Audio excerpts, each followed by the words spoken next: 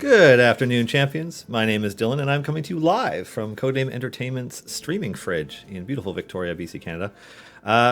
Before we begin, I'd like to give a huge shout out and thank you to the D&D team for allowing us to join you here on the official D&D Twitch each week. It is and will always be an honor to be here. And co-producing this show alongside me is Erica, the moderator, who is right now making sure that that the combinations for this stream are actually working, because I make them as close as possible to broadcast time now, so people don't find them early accidentally, or I guess intentionally, but accidentally find the ones that we're supposed to be using right now. So yeah, happy to be doing that.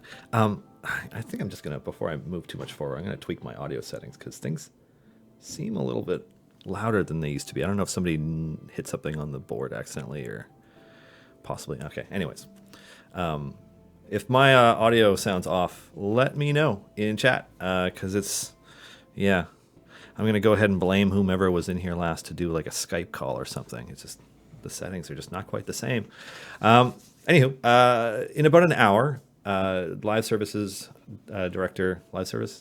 manager, Chris Dupuy will be joining me to talk about Thibaldorf Point and design and what we've been working on and what we're trying to get done. So enjoy that in about an hour. But in the meantime, you have me, and I'm going to try and pick up, trying to figure out which of the event variants to do with Point.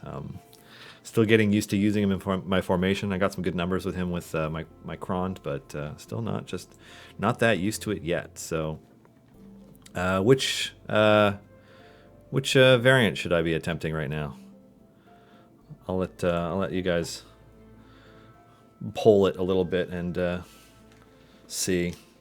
As you can tell, I am now using a PS4 controller in here, since the Xbox One controller seems to have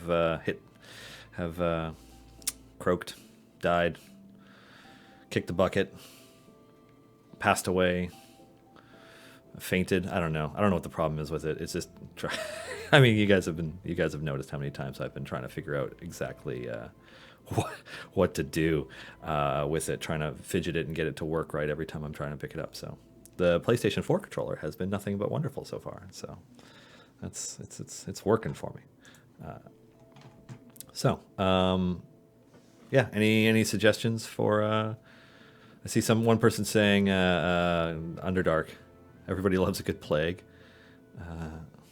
Plague. Okay, a couple of votes for plague. All right, I'll just go with plague. What is this one? Cursed cows spawn. Oh god. If they hit a champion, the champion gets cursed. Cursed champions deal no damage and have their health reduced. Every 5 seconds, the curse spreads. Only removed by changing areas.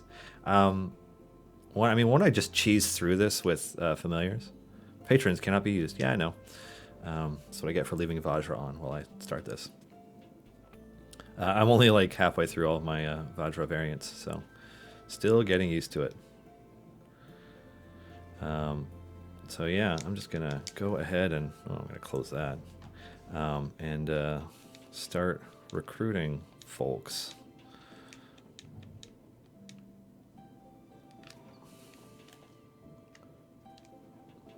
Plunk. Alrighty. Yes. This has been an interesting process. I know that some players have expressed, their opinions about Puent's design so far, and what it's like to have a champion where you kind of gain momentum with them that slows down once you hit your wall. But right off the bat, he was a massive boost over my Calliope. Like, even when he was naked, it was a slight E2, E3 decrease to my formation when I was still using Calliope, and now that he's geared, because I can just give myself the packages to check out what he's like when he's got gear. Once he's got gear, it's like, holy crap, he is actually really strong. With my Kron formation, what I usually do is I swap back and forth between Neris and Warden later on. If you wanted to take it a step further, I suppose you could swap back and forth between Naeli and Grama as well, just trying to cap out on I'm just going to put familiars on leveling everybody so I don't have to keep looking at it. Just so you can kind of cap out on, getting all the debuffs on everything. I mean, I know that's not a new strategy for a lot of our more advanced players, but it's interesting to be able to like idle to a wall and then that much further. I think I'm going to leave them off the battlefield since it'll just be a little unfair to blow up all the cows with familiars before they get to the formation. Yeah, I think I'm going to go with Counting Curse just for the numbers. And let this roll for a bit. So let's see. I can't get my keyboard to work for Xbox codes. Do you guys have that problem in the studio? That's an interesting question.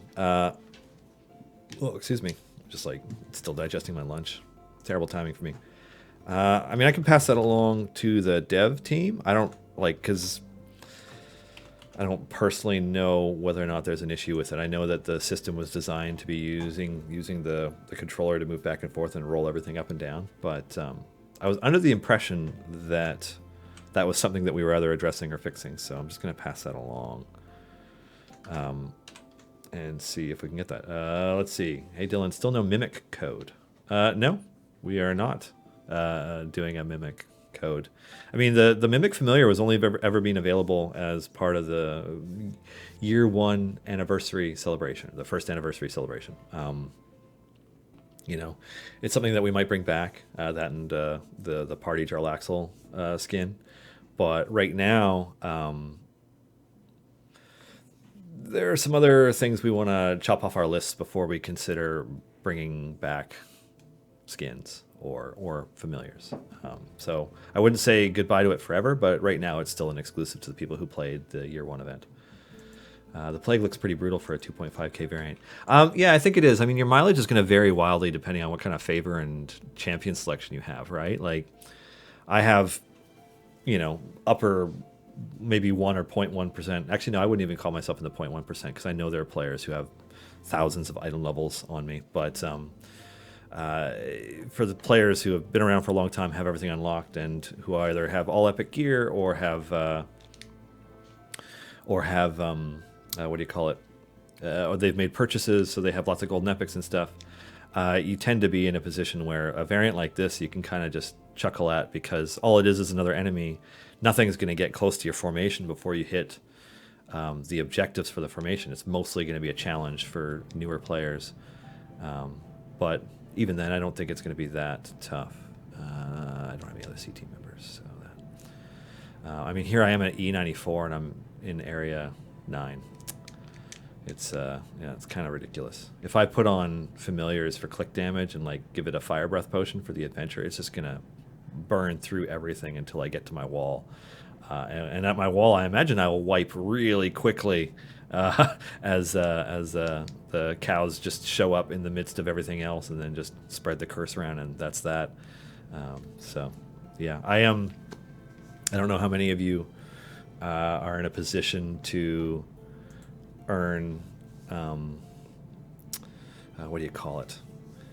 To like really push your favor in the initial run where you unlock a champion or the first free plays, but I no longer immediately click complete adventure once I hit 50 unlocking a character. Like, I will use my potions that I've been saving. I will use contracts, everything, silver chests. Like, I will push as close to my wall as I can possibly get on that first run. I think I was 550, somewhere in the 500s before I finished unlocking Point, and then in my first free play pushed even further, which is why I have E21-ish gold find already, because pushing that wall, right? Like, it's kind of the thing. It's I see Mars 525 on my first run, E17 by the end. Yeah, it's I think I was in that ballpark. Lady Nerd Artist, any tips on getting more money faster? There are some really fantastic guides that players like Silisa have put together about Azaka farming.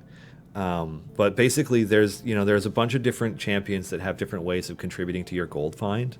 So using them in your first runs is a big help.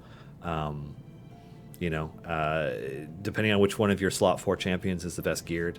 Jarlaxle is a pretty common favorite for getting gold right away. He's got so much gold find, so he really helps. I'm gonna, because it's a 2-hour stream and I can get pretty far.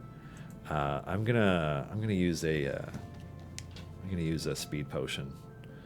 I'm gonna use a few potions just to ramp this up. Huge potion of speed, just one. And I'll use the potion of fire breath too, I'm just going to use one of each. Just to speed things up. I'm digging seeing the time gate pieces here. It's kind of weird for me, because at first I was like, what the hell is that? But it's cool that they're here now. Yeah, now look at it go. I mean, the game actually at this point feels like it's running at half speed when you're running at normal speed, right? Because you're just so used to being able to. Whoops. You're so used to being able to. Actually, maybe I'll just. You know what? I don't. Rather than get distracted by everybody, I'm just gonna assign Iris, Boo, Lulu, the Imp, Bissell Chicken, and Crowy to clicking for me, so that it'll just burn through everything like it's a joke. It's just going to tear through all of the earlier areas. Leave my boy Krond highlighted. Anyways, so as I fly through this variant like it's a joke, what other questions do you have, Play? How did you do that so fast? I take forever to level champions. So there's a couple things you could do. I have familiars on champions, and then if you press and hold down on leveling a character, it'll accelerate, and until you hit your cap. Yeah, it's one of those things where that, and once you start having high levels of favor in an event, I mean, you kill your first monster, and you buy your entire roster and reorganize them. It's really something else.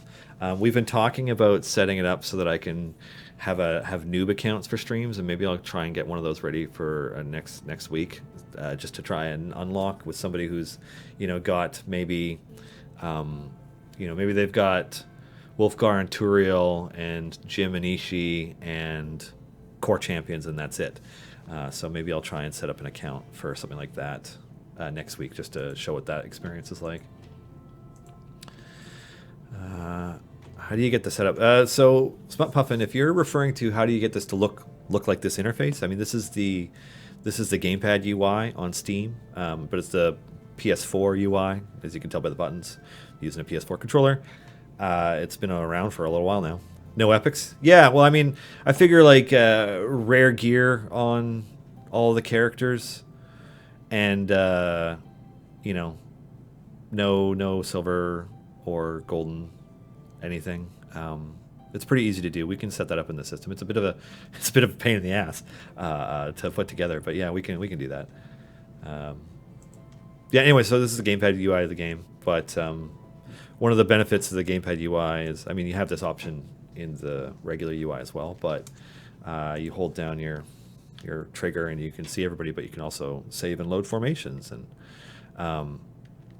we don't have it in this one yet, looks like, but we just added a feature where you can mouse over the formations and see which champions are in them. I think that was Max who put that together for us, so pretty excited about that.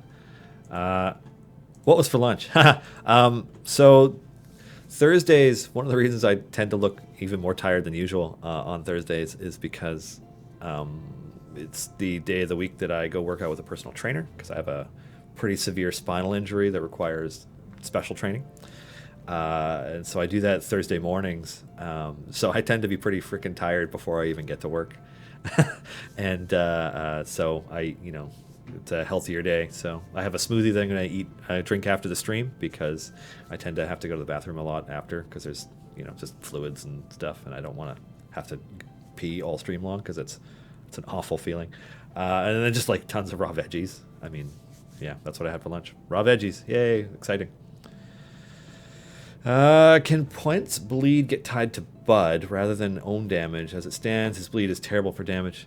It's an interesting question, say Lisa. The only thing I can say about Point really is that we're chasing down some pretty important bugs right now to address, and I have been told to expect an update while I'm streaming to fix some of them, stuff that we didn't catch yesterday when we were doing our, in the last couple of days doing our QA testing. So hopefully that, sees some of the changes we want to see. We definitely acknowledge that there's a little bit of work to be done, but we're excited to move forward with it. And we're just happy to have a spiky boy in the game because more dwarves, more spikes. I think the first player asked about Point like 2 years ago, almost. Maybe not quite 2 years ago, but a long time ago. And he's always been in our release calendar for, sometime in like late summer, autumn of this year. And so it's nice to finally hit him.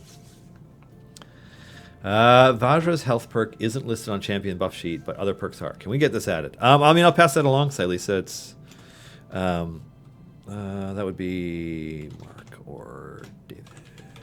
Just so many different people to send stuff to. Why does Bud double dip with debuffs? No one's complaining about the extra damage, but it seems strange. So it's kind of one of those things where there's more than one school of thought about how to play through the game and how idle you want it to be versus how active you want it to be. And so part of it is, we want the game to be able to be played idle. Like you should be able to set it up and forget about it for periods of time and make measurable progress in between when you check in on it. At the same time, we want there to be a reward for players who engage in active play, who take the time to sit there, controller in hand or mouse and keyboard in hand or tablet or whatever, and they're swapping champions in and out, you're debuffing enemies and stuff. And like, we don't want to discourage players from having active play options. And those schools of thought come at odds at times. And so right now what it is like, we are okay with it the way that it currently is in game. But what we kind of try to stay vigilant for is stuff like the infinite hammer stacking or excess hammer stacking that happened with Barrowin when Barrowin was first released. Just because we like to be able to design for and players to be within a certain curve of how powerful the average player is and how far they can progress into the game. And if we don't keep an eye on it well enough, what can happen is players will get 50, 60, 100, 200, who knows how many more levels further or how many areas further, and we don't want that to happen. Like we want active play to be an option that allows you to push things just a bit further, but we don't want it to be the only way to progress or the way that players feel like they have to play all the time. So admittedly, that's an ambitious way of looking at it, but it's just kind of that's where we're sitting on this subject right now, and that is why we allow debuffs and stacking to double dip on the Bud system.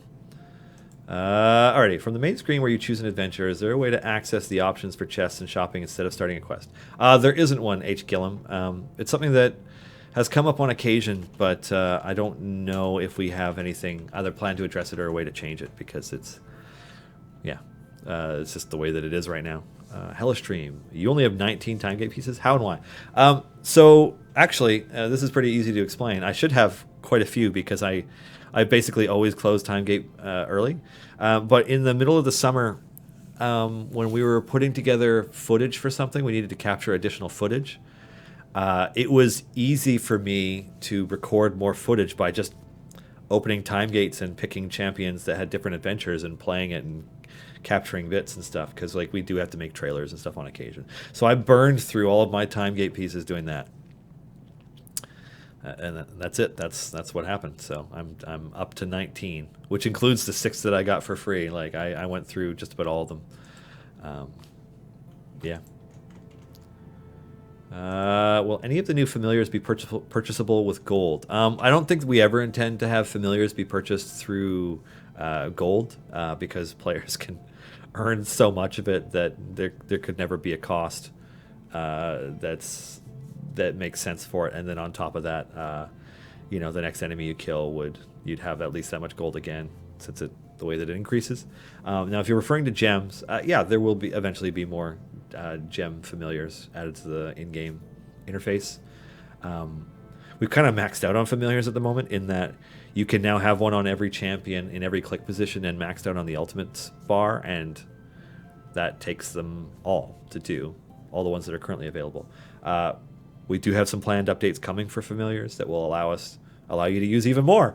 And so, as I understand it, the plan is currently to, I don't know if we're adding more gem-based familiars then, but that's the next familiar-related thing is a quality of life update for the system.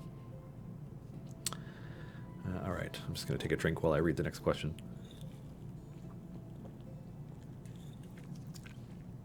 Alrighty, HK47 Terror. I love your name because every time I read it, it makes me think of Knights of the Old Republic, and that was a phenomenal game. Are there plans to have a display of how long till one can acquire their next time gate piece, or letting the player know that they can acquire one? It could just be a change in the look of the game button as a temporary fix. I know 3 art pieces plus, making a condition code. So this is something that has come up. I don't want to step on any toes or get myself in trouble in referring to what we're looking at with the time gate system moving forward, except to say that we are looking at time gates moving forward. I know that the year 3 event changes were a surprise to many and not necessarily something that everybody is super happy with at the moment. But we're just looking at what to do with time gate pieces and time gates, and we do have plans related to time gates moving forward, something that we're looking to do sooner rather than later, but nothing I can share about it yet. But yes, we have talked a lot about better ways to display when players are earning them and when you can expect another one, because it does really impact the kind of decision you're going to make. If you're at 5 time gate pieces in the event and you want to play through that third adventure, or you just want to open a time gate, you now have the option to purchase some time gate pieces, but if you knew that your next time gate piece was going to be in an hour or two or the next morning, maybe you would hold off. So, we hear you. Moose Changer Pat. After your last stream, I did a poll on which Baldur's Gate character people would most like to see in Idle Champions, and now Viconia is our landslide winner. Who doesn't like Drow, right? Good choice. Good choice, everybody.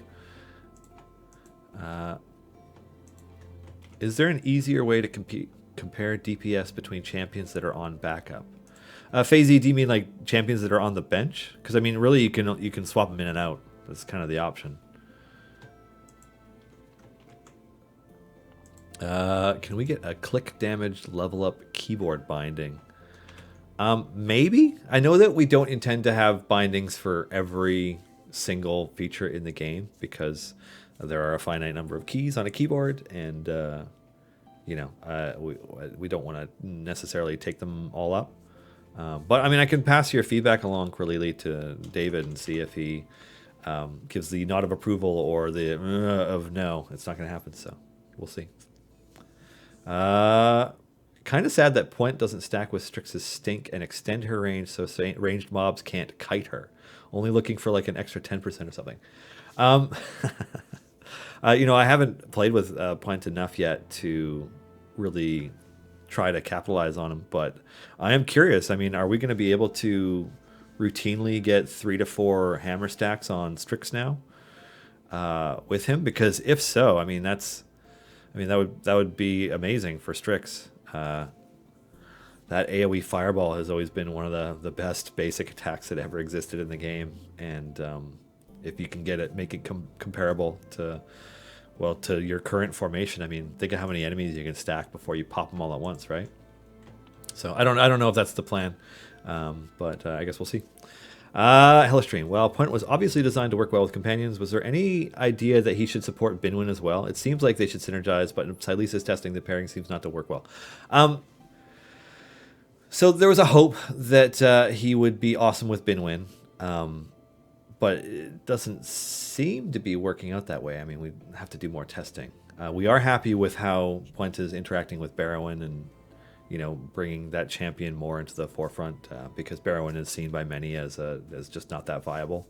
Even though once you hit 3-4, her blessed hammer stacks, it's going to be comparable or better than the vast majority of players' Tyrell, despite his gear. So, yeah, I mean, it requires more testing at this point. But please keep giving us feedback on it, because I mean, we endeavor to make characters that people like and want to play and want to consider maybe purchasing stuff for. And so, if there's stuff that's fundamentally not working or broken, let us know. We want to improve them. We don't want to make a character so overpowered that everybody feels like they have to get him in Deca mode immediately, because that's pushing it too far. But we do endeavor to make characters that people like and enjoy using.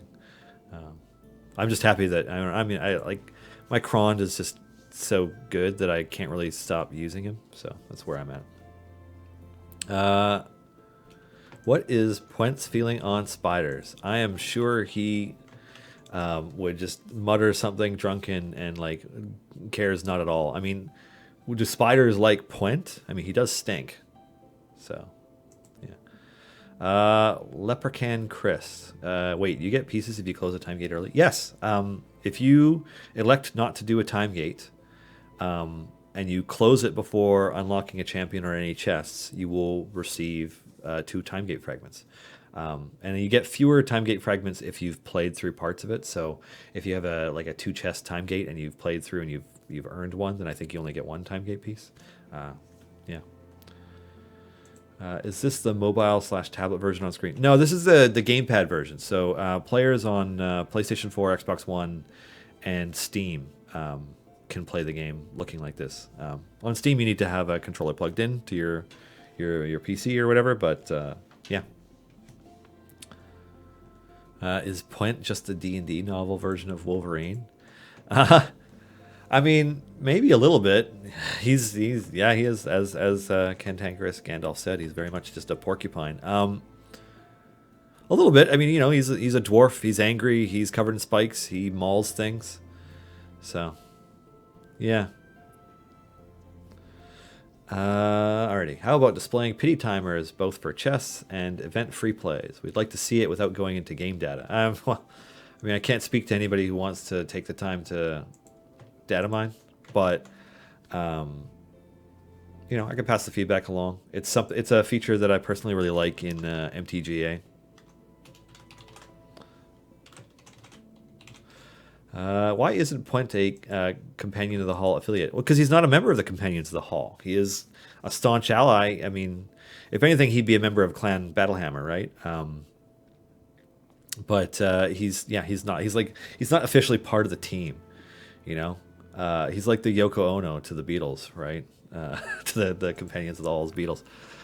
So he's not going to be affiliated, but he does also happen to have an ability that very much benefits a Companions of the Hall formation.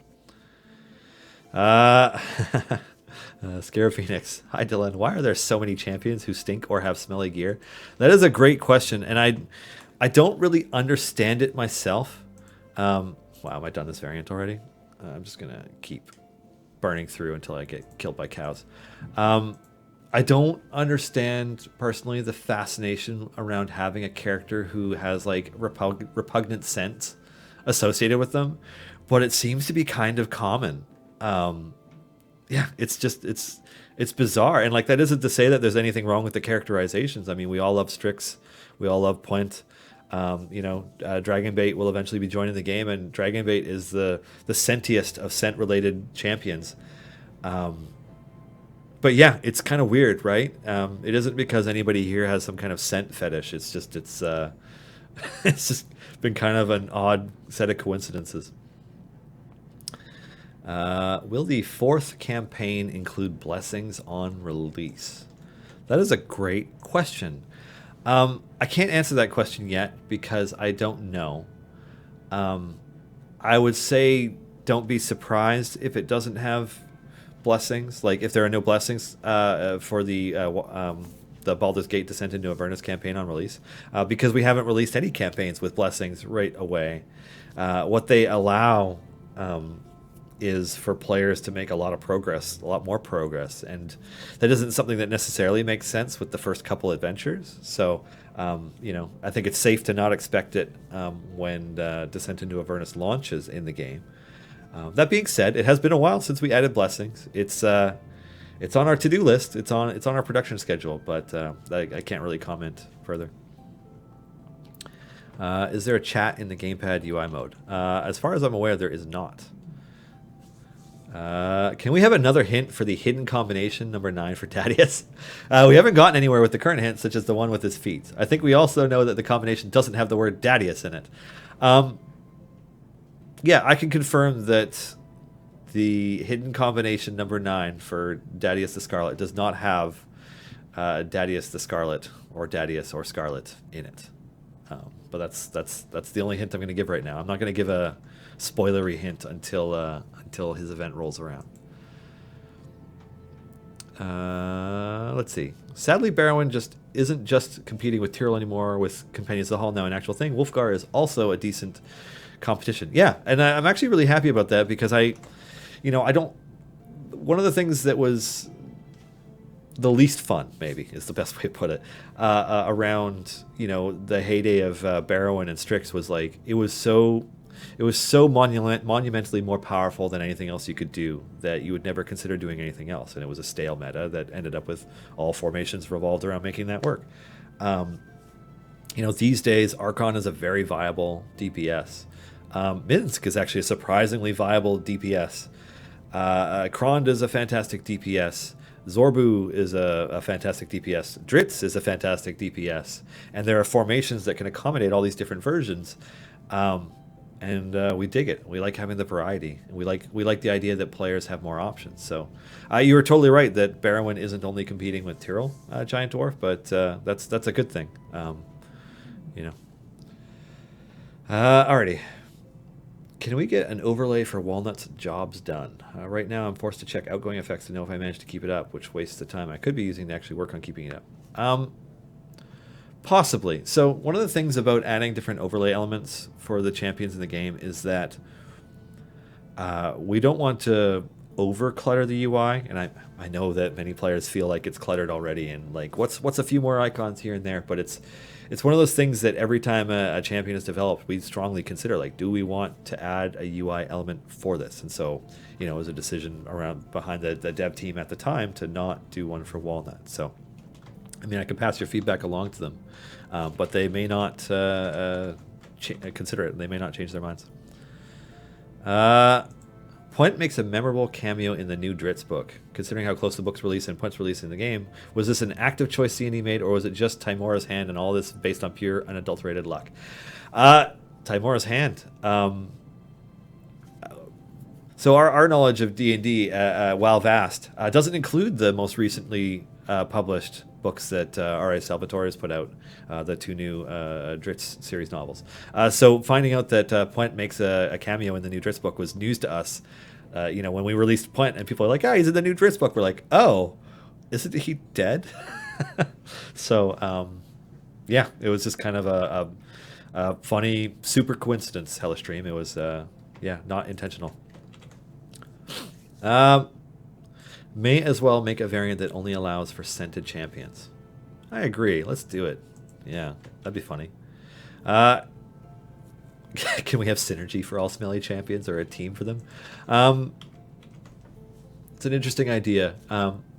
Maybe smelly is a tag we can add to the game, and we can put something in the game that works with it. I don't know. We'll have to think on that.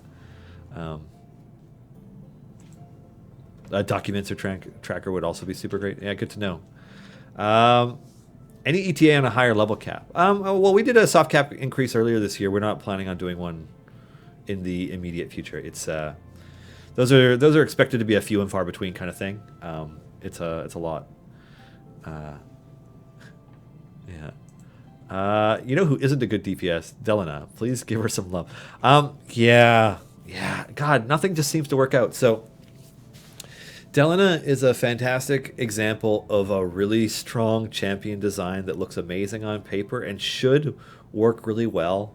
And that just like the way the rest of the characters, the way the rest of the champions and their formation abilities work, just you can't capitalize on her enough for her to be awesome. And it sucks because of that. You know, she wants to be at the very back of a formation with lots of champions in front of her, and like in theory, Turiel is great for that, right? But Delina doesn't have amazing constitution, so Turiel is only so good for her. And you know, we're not planning on looking at her again in the immediate future, but I know that since Kreidel is considered to be the ringleader of the Heroes of Baldur's Gate, that there's a good chance that whatever he does will heavily synergize with Minsk and Delina and that formation. So we'll see. Let's see. That's not quite a fangirl crazily. Dylan, can you move backwards exactly 3 areas right now with those speed pots using the controller, and then tell me you don't think it's too hard to do? Still waiting to toggle auto progress by clicking the right stick. Alrighty. I mean, it's gonna probably try to move me back super fast, right? Oh yeah, I went 4. Let's see if I can do it. Nope, 5 that time. Only 2. Oh, this is tough. Point taken. Yeah, I don't know. Maybe there's something we can do to the sensitivity on that. I mean, it's easy when you're not using speed pots, but yeah. I don't know if there's anything we can do about it, but I will pass the feedback along. New question. I have never played tabletop D&D. Is there a way to learn about this world and characters, etc., books, etc., without diving down in Game Master rulebooks? Absolutely, Bitmon XX. God, where to start? So, I mean, the Forgotten Realms have been around for a long time. Ed Greenwood created them many decades ago, and they were further heavily popularized, is that a word? When R.A. Salvatore started publishing novels around Drizzt and the Companions of the Hall in the late 80s. So there are many dozens of novels set in the Forgotten Realms. If novels are your thing, then start there. Most folks would recommend starting with the Crystal Shard. You know, another good series of novels that's more recent is Aaron Evans' Brimstone Angel Saga, of which there's like 4 or 5 books. I'm not quite clear exactly on how many there are right now. And so those are more recent. They star Farida, the Tiefling, who's also a part of this event. Weird coincidence. I didn't mean to do that. There are Forgotten Realms Baldur's Gate comics. I probably have one. Yeah, I do have one right here. There's graphic novels. These get written by Jim Zub, and they follow Minsk and the Heroes of Baldur's Gate. So, you know, we have Minsk, Delina, Kreidel, Delina, and Shandy all here. Yeah. So these are pretty cool. They tend to follow the release of 5e campaign books. But if you're into graphic novels, I mean, they're fun. Zub really knows his stuff when it comes to D&D, and Dunbar designed really awesome characters. Dunbar doesn't do all the art, but does a lot of it.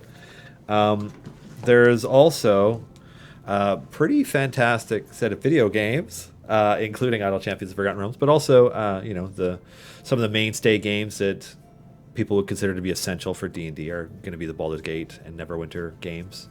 BioWare put out awesome games, and Beamdog has done a great job of adapting them for other platforms. So, I mean, you can sponge up a lot of essential D&D lore that way. Not all of the TRPG books that get released are firmly about rules. You know, books like Mordenkainen's Tome of Foes. It's Mordenkainen and Mordenkainen. Is there a consensus on whether it's Kanan or Kynan? My instinct is to say Kynan, but anyways, Mordenkainen's Tome of Foes, I mean, has a ton of lore in it, if lore is your bag. There's a pretty well-maintained Forgotten Realms wiki that I don't think is considered to be canonical by Wizards, but you know, some really dedicated Forgotten Realms fans have put so much work into it and cross-referenced so much information across novels, across games, across everything. There's just tons and tons of information in there. I mean, you can kind of pick a subject and dive down into it like Wikipedia. So they do a pretty fantastic job at that. So yeah, those are some good options for getting into it. But even then, like, honestly, I would just encourage you to play D&D. You know, it's fun. It's a blast. It's one of the only games that it never gets old. It just really doesn't. Alrighty. I think an expanded DPS breakdown that with an additional button it shows the DPS of all of your unlocked champions. Maybe. I mean, I don't know. So I'm the wrong person to take like I can pass that feedback along, but I'm the wrong person to try and answer that question because I don't know enough about how the back end calculates all that information to know whether or not that's something that's even feasible. So, Fazy, I recommend saving those kinds of questions for either David or Justin, who would have a just be in a better position to describe what's feasible, like whether or not it can be done. Yeah, I will make a note. I will check it twice. Alrighty, Dylan. The locked version of the year 1, year 2 progress screen tells you nothing about your progress. Could this be revised to show more information? I will pass that along, Cassius. We've had a lot of different feedback around it, and good on you guys. We do want the feedback. Everything from showing which variants have been completed to showing which showing the gear that those champions have. So yeah, we'll have to kind of gather all that feedback. We are going to be putting together a dedicated year 3 event feedback thread on the subreddit. Once High Harvestide 3 ends, I know some players have been trying to give their feedback already, but we're gonna wait. We want people to play through the event. We want to know how it feels after all is said and done. What your experience was like. We want that feedback then, but right now for us it's still a little bit premature. And yeah, we are looking to iterate. I mean, anybody who's been gaming, playing Codename Entertainment games for a while knows that we iterate and iterate and iterate. So I don't know that there's anything that is always forever firmly set in stone. Just making a note. Alrighty. Smelly teams could be stronger in the swamps or the sewers. Yeah. I like it. I like that, Galathar. Thanks for at least responding. I only started playing this about 4 days ago. I found it while reading Table Titans, so I don't know much about the game or the staff. That's funny because I don't know that Table Titans knows that much about it either. But no, I'm kidding. I'm just poking fun at that show that follows me each week. We're glad that you're enjoying the game, and thanks for joining. And yeah, I mean, the Forgotten Realms is a vast, daunting amount of information. But I mean, you'd be surprised how quickly you can pick up a lot of the essentials. Going into D&D or this game, you don't need to know everything about every god that's ever existed in the pantheons of the D&D multiverse. You don't need to know all of it. You don't need to know the names of all the 9, all of the layers of the 9 hells or the demon lords that control each one. All that stuff. It's not essential information to enjoy this game or any other. It's just extra flavor on top. So, yeah, if you're enjoying it, I encourage you to keep digging deeper. What are some resources for new players to learn advanced tricks and strategies? Cheese Pop-Tart. Oh, cheese Pop-Tart? Oh, man. There's a few options. The Idle Champions subreddit at reddit.com/r/idlechampions and the Discord at discord.gg/idlechampions are very active and filled with players who know their stuff. Garwar and Silisa put out a lot of guides. So does Mars. It goes by Storyteller Mars on some platforms, Twitch, and yeah. Anyway, so they put out a ton of information. Everything from guides on how to do different types of farming and different types of events. I mean, Mars put out a thing recently talking about unlocking a Zaka without ever opening a chest or using a potion. Proving that it's possible to play through some of the biggest milestones in the game without taking advantage of anything. So it's pretty impressive. Can you spoil this weekend's champion buffs? I can. One moment. I know I get asked again at the end of the stream because the same handful of people always check in, but let's see, where to go. September 27th through 30th, Courageous Weekend. Nayeli and her crew are ready to help you through your High Harvestide variants. Buffs for Turiel, Korth, Nayeli, Ashara, and Warden. Cool.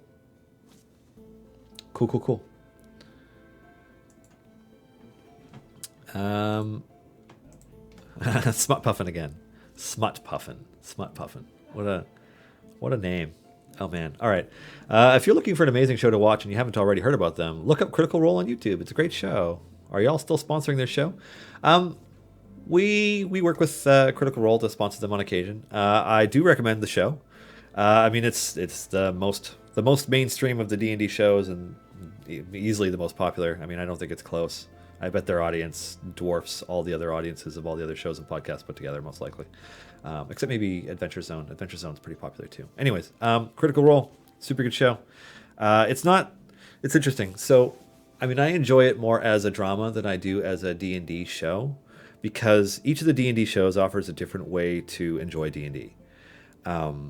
Like, I think of the DMs that I most enjoy watching, like I like watching Chris Perkins and Mark Hilms the most to DM. Not to say Matt Mercer isn't amazing, because he is, and he does a lot of great voices. But I think that I love the way that Chris Perkins can always find the most painful way for his party to deal with anything, and I honestly, Mark is the one who plays D&D the closest to how I get to play D&D, and I just enjoy watching him do it. And there's tons of other great shows too. I mean, Todd Kenrick does a good job on Heroes of the Veil. Lauren Urban, if you've ever watched Lauren DM, there's tons of shows that she has been involved with, both on the cast and also as a DM, and like Lauren Urban is awesome. So yeah, there's no shortage of shows you can tune into. And then of course there's what do you call it? The big one. Sorry, I'm actually losing my voice a little bit, so I'm trying not to cough. There's Acquisitions Incorporated. I love their live shows. Like, it is the highlight of every PAX I go to, pretty much. Just sitting down, watching people play D&D, and Inc.'s main stage games are always great. Jeremy Crawford does a good job. The cast is great. Big fan of the C team. I think they're all amazing people and really enjoy their content. I know I can't stay on top of it, but honestly, I don't know how anybody stays on top of any of these shows because they tend to play D&D for like 4 to 5 hours a week. That is a lot of content to stay on top of. There are people who watch multiples and listen to other ones. I don't know how they do it. It's bananas. But yeah, totally recommend Critical Role. Yeah. Alrighty. Turiel, Naeli, Ashara, Warden, and who else? Oh, sorry. Korth. Sorry, Lisa. Korth was the last one getting a buff this weekend. Alrighty. Part of Delana's problem is that she only has one whammy that might just hit only one target, and then she'll get a whack only once a minute. Plus, there's no way to know when she has the high stacks to use her ultimate without looking up the formation buff lane. Yeah, okay. Fair enough, Giant Dwarf. Dark Link. I seem to only have access to point missions. How do I unlock the other two? So one of those other two, you can just click on and unlock just your choice. I don't know what the general consensus is for whether you would want Stokey or Farida at this point. If you're a brand new player and you're just starting now, Farida might be the better choice of the two. Anyways, but yeah, you should be able to click on it and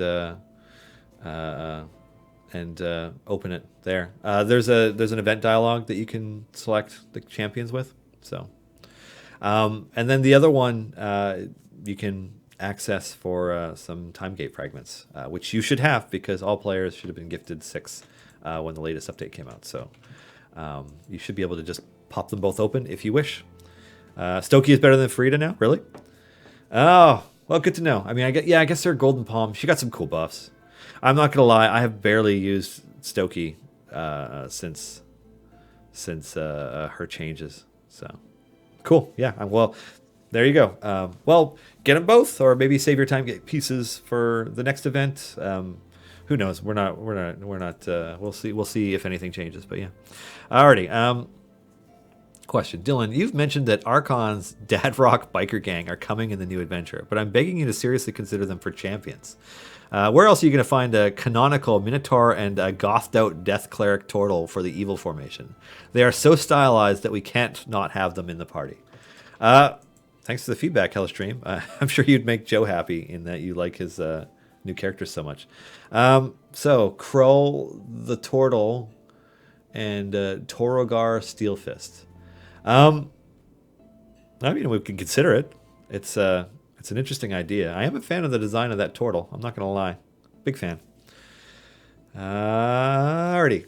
Green Samurai 23. How many developers are working on Idle Champions these days? Did you steal Kevin from the creators of the Lost Idols? No, Kevin is still the lead on Crusaders of the Lost Idols. How many developers do we have on Idle Champions right now? That's a good question.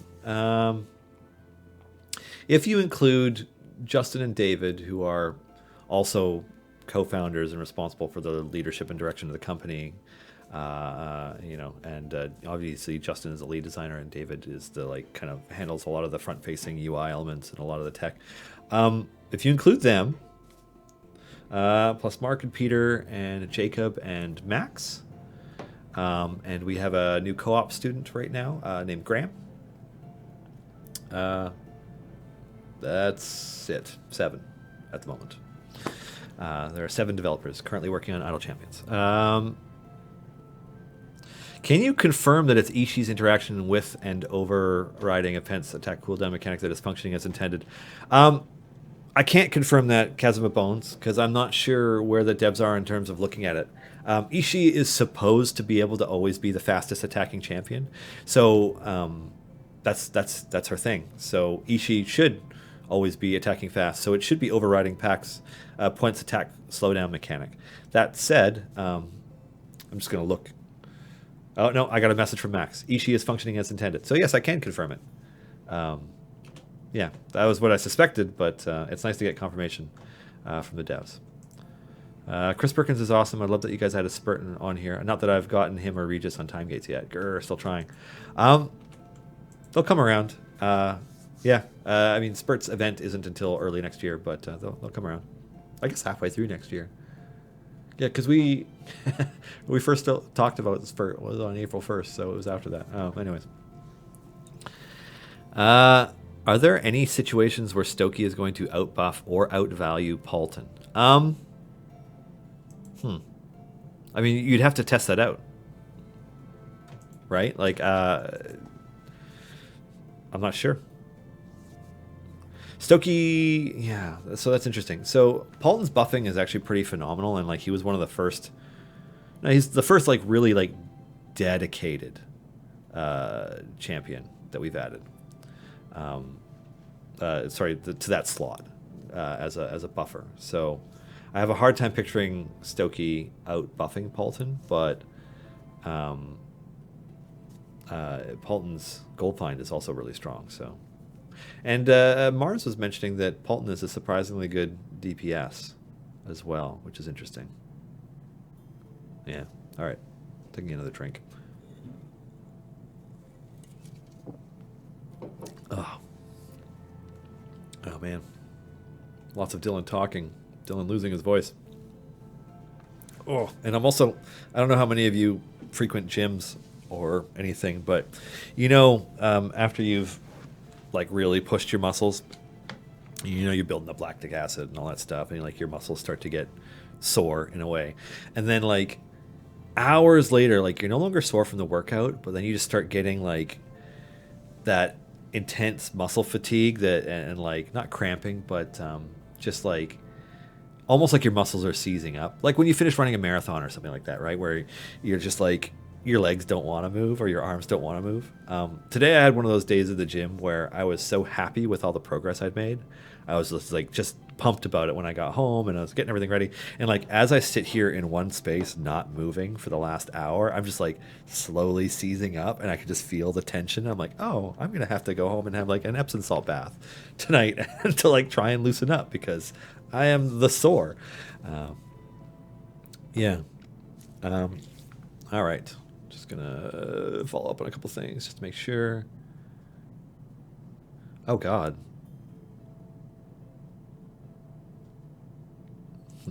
I am going to. So I haven't really been messing around with point much to kind of show them off, but I think what I'm gonna do is I'm just gonna start messing with my formation. I want to try and get Barrowan in here in a big way. Like anybody ever uses anything other than Blessed Hammer. And just swap from Warden to Strix.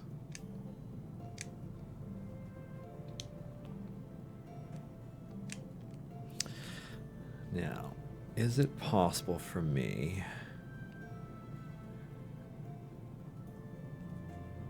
How do I want to do this?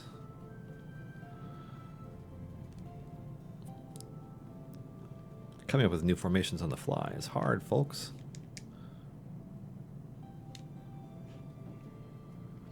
Ally.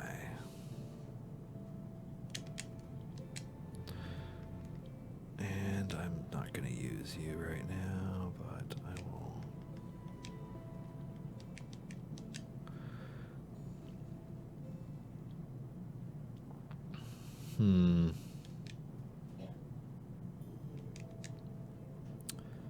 What's a way that I can?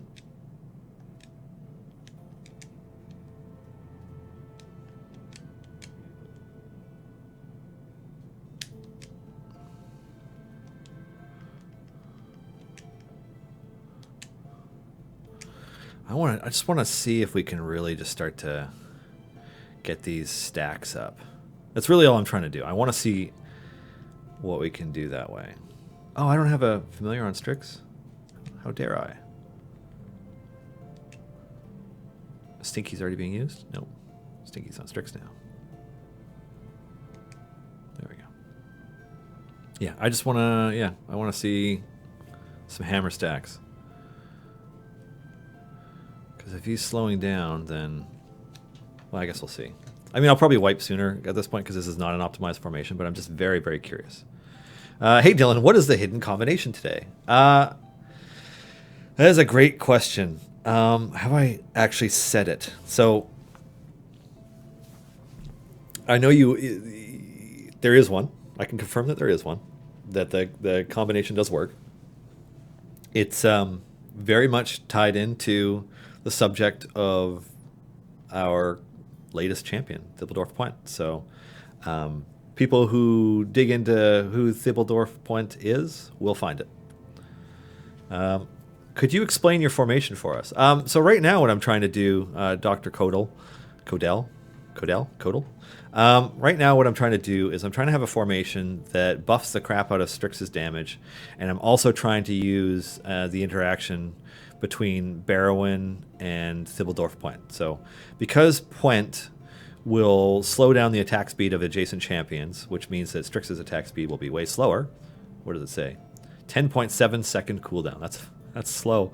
And Barrowin stacks hammers on adjacent champions whenever Barrowin attacks, and Barrowin's attack cooldown is 4.1 seconds. So I should be getting at least 3 hammers on Strix at a time, and every once in a while, maybe one more.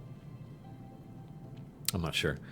I don't think I've also, I think I should probably change my specialization, right? On Point. I have these, right? There they are. Yes. Let's see if I can't make that go further. Now what's her cooldown? 11.83. Here we go. So yeah, I'm just trying to maximize the number of hammer stacks from Barrowin and on Strix, because Strix's AoE Fireball is one of the most bonkers powerful basic attacks that exists in the game. And if you've ever watched Holly play Strix on AI, or she likes fireballing stuff. What can I say? She blows stuff up. Yeah. Oh, it's that weird bug where the Shadow Demon just gets all janky. I'm just trying to think of, actually, do I even need Evelyn right now? I guess, well, as long as Strix is there, Evelyn is good to have. Now, is Nayeli the best one to have here, or am I better off with Grama?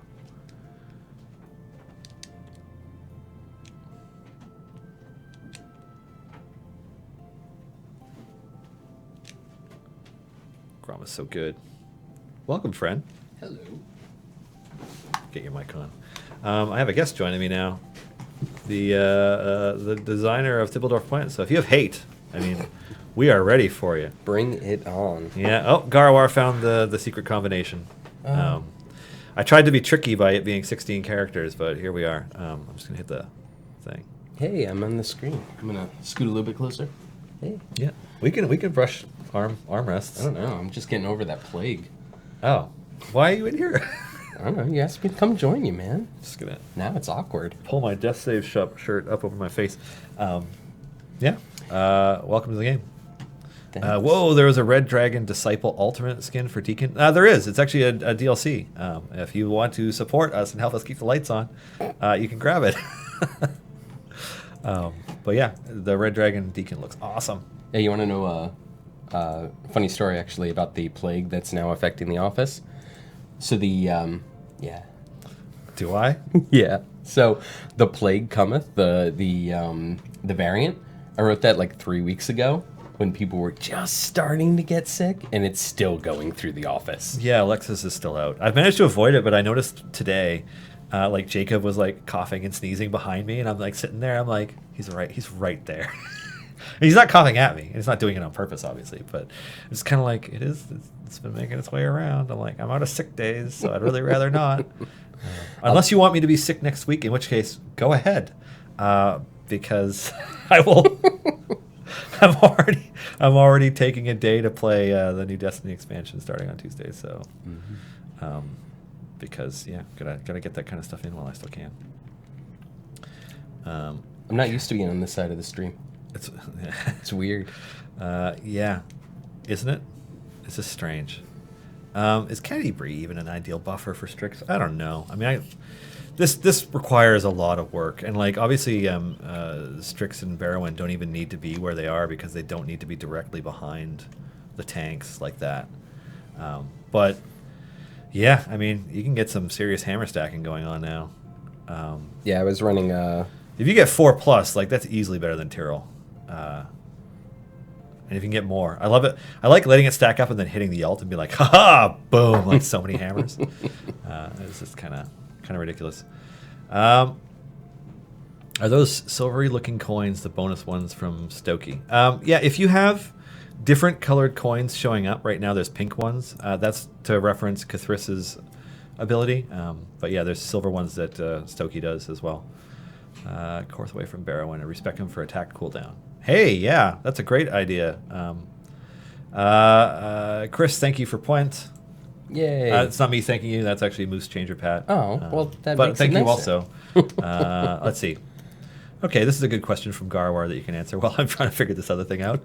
Will Descent into Avernus be a hard campaign, or will it be a new player friendly?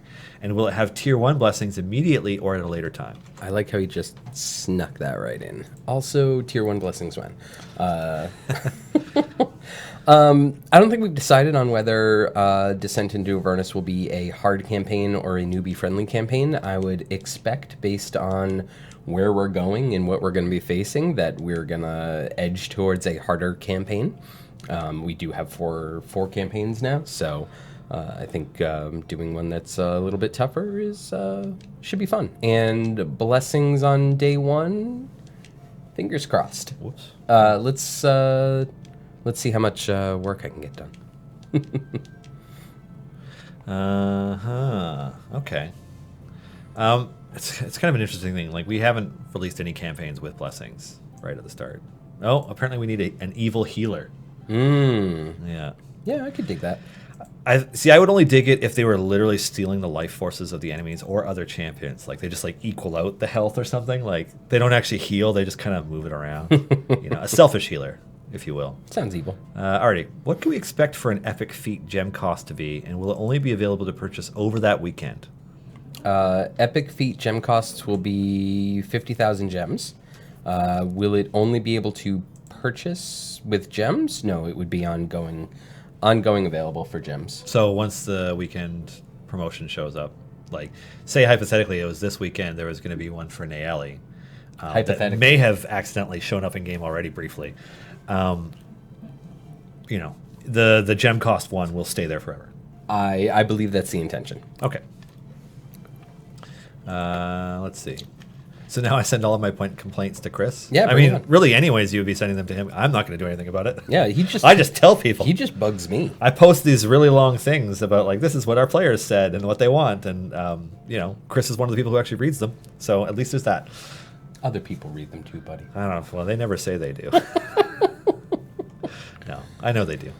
All right. Let's see. I don't have any. I can't answer that question. Barrowyn's off tank buff and speeding up her attack speed when hit would help get treatment like Strix's spec and speed up when the formation's actually attacked.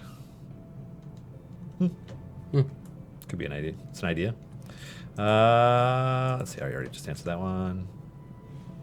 I don't think Point is compatible with having no healing whatsoever, if only because he slows down the DPS and lets them pile up. Yeah, I mean, that's a good point. Well, yeah. I mean, in Companions of the Hall formation, the healing is lighter. So if you're going to go full Companions with Quent, you do need some... you're going to have to watch out for that. But yeah, there's always more champions coming. And shaking up formations and having new stuff enter to bring characters back is pretty fun, at least for me. For you. For me. It's fun for me. What about the players, Chris? No, I'm kidding. There's that surprise and delight. Yeah, it's an interesting thing because like a character like Point is, you know, a lore based, like a legacy character who's been around for a long time now. Decades. Real long time. Has a long and storied history, but is not necessarily somebody that, because D&D has grown in popularity and in awareness so much just over the last 5 years, that like I would guess that the vast majority of that new influx of D&D folks have no idea who he is. It's hard to get excited about a character that you don't know, which is, I mean, I guess that's on us, right? Like it's like, how do we make the spiky boy more popular other than just making him super good? True. I mean, I would argue that any of the characters we bring into the game have the opportunity of our introduction to our players. Like if you aren't watching the C team and you get Walnut, you don't know a lot about Walnut, but there's a whole lot of information there. So it's all about how deep the players want to go in learning about the characters, and as opposed to some of our streaming characters where you can learn about them through wikis and watching streams, some of the lore characters, you get to read some books. Not a bad idea.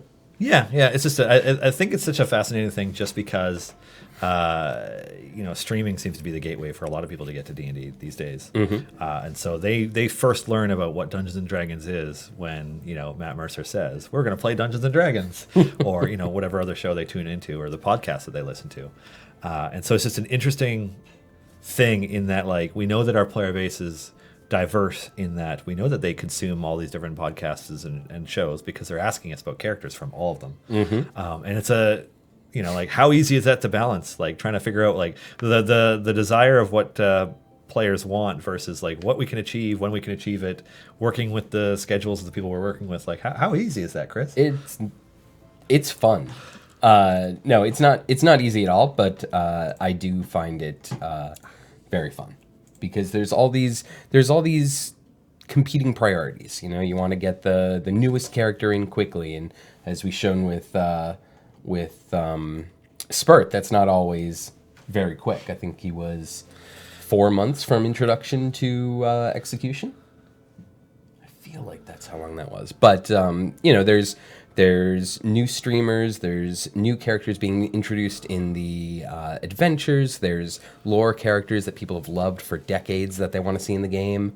And so finding a nice mix that also informs new formations and mixes things up, it's a fun puzzle to put together. So this is an interesting one. Did the design on Point focus more on the lore or on the 5e Barbarian subclass in the Sword Coast Adventures Guide? Definitely the lore. Definitely the lore informed me more on the design. In fact, I had... thanks, buddy. In fact, I need to watch out because my internal volume goes real high. So that's why I try to lean back a little bit. A lot of the lore, the majority of Point's design was informed by the lore. In fact, I had forgotten that Battle Rager was a subclass of Barbarian. Yeah, it's not a fighter. You'd think it'd be a fighter, but that's just not what they went through this time. Although going into a rage is a barbarian thing distinctly. So true. Yeah. No, it fits as a barbarian. This is an interesting one. Was the large number of mobs bug ever fixed? For example, debuff starting to get ignored when 60 plus mobs are on the screen.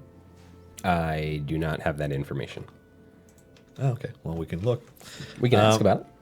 Shankus says we need evil women also. It's true.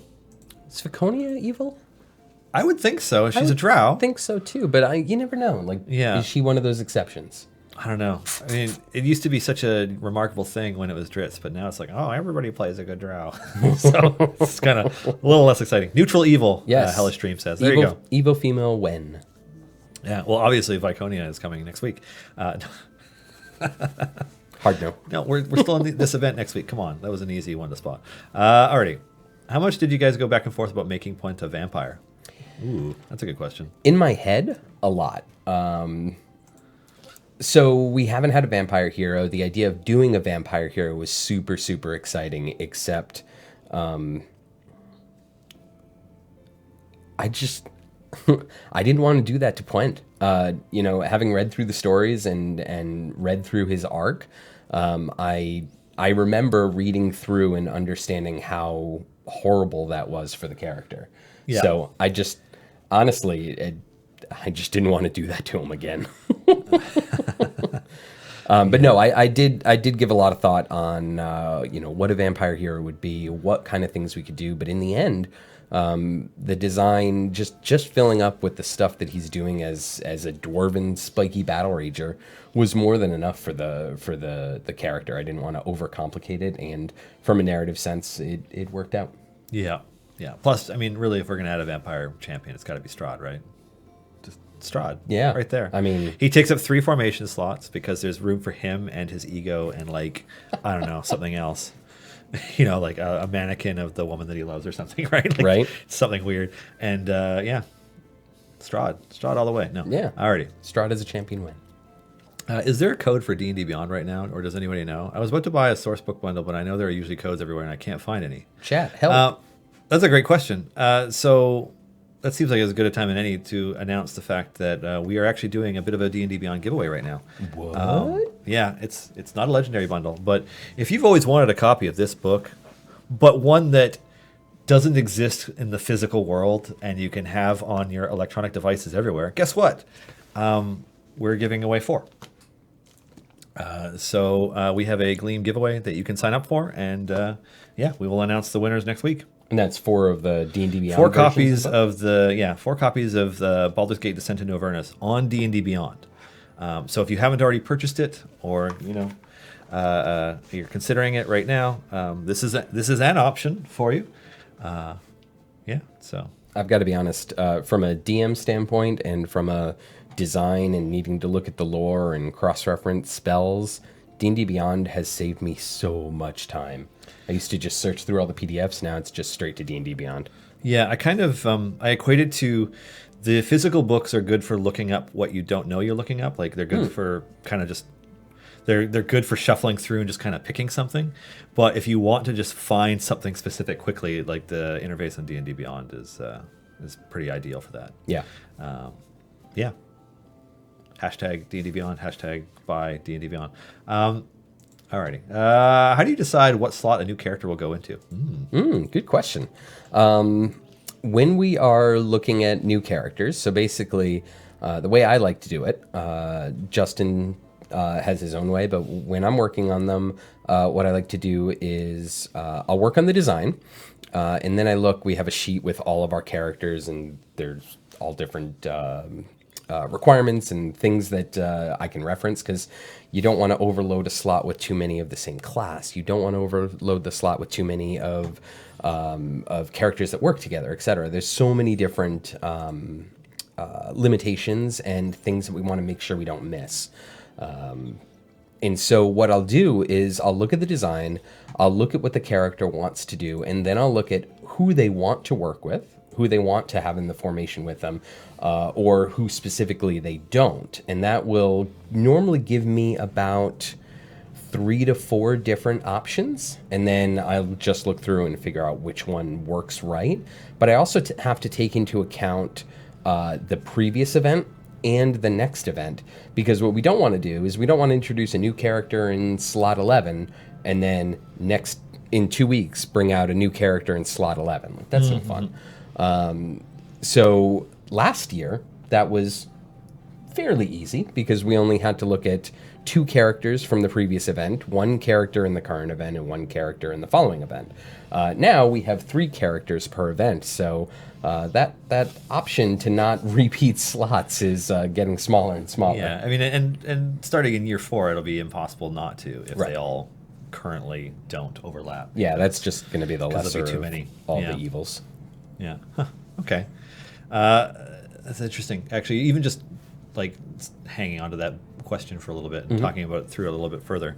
I know one of the things that we tried to do in the past was when we released, we try to release characters that know each other, not in overlapping slots, so that in theory you could field all of them at once. But that's not something that we're going to be able to continue to do forever, just because of the nature of having a dozen slots. Well, I'm going to keep doing it for as long as we can. Okay. But yeah, I mean, that's part of the reason why, none of the C team characters overlap a slot. None of the Companions of the Hall characters overlap a slot. We try to make sure that no matter the type of player you are, whether you're min-maxing, whether you're story-driven, whether you're driven by just putting all your friends together from streams, that you have as many options as you can. It's impossible not to have blockers, but when we pick the slot, we're very careful to try and maximize the fun for everyone. This is an interesting one from Kino, 1989. How common is it that people who don't follow D&D play Idle Champions? I don't know. I don't believe we've done a bunch of research on that yet. I know there's a core group of players that just really love the Idle genre, and they came to the game early and they've stuck with it. How many of those players eventually check out D&D or some of the other video games, I'm not really sure. It'd be interesting to poll the chat and see how many are actively playing in a D&D campaign. That is an interesting idea. Icy Frozen 82. I started playing Idle when you did a cross promotion with WizKids and D&D Minis. Have you considered doing another such promotion? We're always considering other opportunities. The Naeli promotion was a good promotion. It got the game out to a lot of new players, which is exciting. Yeah. And I think that players were pretty happy with the skin, especially once Adam fixed it for my idea, which was just to add a cape. And he's like, that's I forgot about that. Yeah, I was like, I don't know, just if you look at the actual champion Naeli sheets, that's what it is. It's Naeli looking like she does in game already, except she's got a cape too.